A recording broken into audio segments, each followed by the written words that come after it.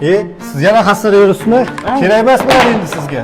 Mana shu xastadan keyingi hayotni bir o'ylab ko'rdingizmi? Albatta, men nabiralarim bilan ko'chalarga, kolyaskalarga surib yurishdi. Orzu qilaydim. Yana yurib ketamanmi deb o'ylasdim. Sizlarning sababchi qilganiga Allohimga mingdan shukrlar aytaman. Assalomu alaykum hurmatli kuzatuvchilar.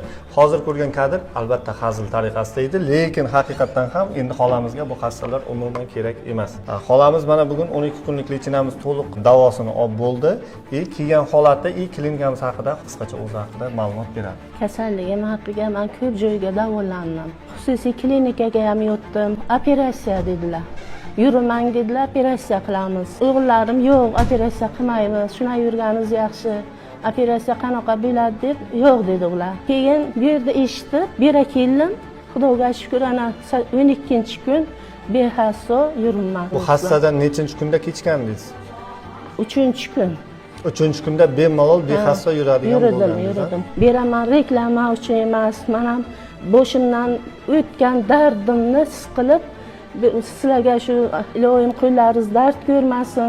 Necha yildan beri mana shu muammo sizni qiynab kelyapti? 20 yil desam ham bo'ladi, lekin shu 4 yildan beri shu operatsiya degandan keyin yurmang degandan keyin yurmadim-da. Mana shu 12 kun davomida qanaqadir karaxt qiluvchi narkotik yoki qanaqadir ximik ukol dori qilindimi yo'qmi? Yo'q, menga o'xshagan dard chekayotgan insonlar kelsalar shifo topadilar. Hurmatli kuzatuvchilar, mana shu singari bemorlarimiz juda ham ko'p, har birini videolarga ola olmayapmiz. Bizni kuzatishda davom etsalaringiz, hali bundan oldinda, bundan da qiziqroq va bundan da kerakli videolar sizlarni kutib turibdi.